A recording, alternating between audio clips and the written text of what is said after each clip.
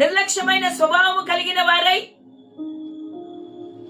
మద్యపానము సేవించేవారు, మత్తు పదార్థాలు సేవించేవారు కేర్లెస్ గా ఉంటారు. ఈరోజు నీవు నేను కూడా ఏ మత్తులో ఉన్నామో మనల్ని మనం పరీక్షించుకొని దేవుడినే భయం లేకుండా మత్తులో మనం ఉన్నామేమో. ఈరోజు యోవేలు గ్రంథం 1:5 ప్రకారము, మత్తులారా మీ మత్తును వీడి కన్నీళ్లు విడవండి.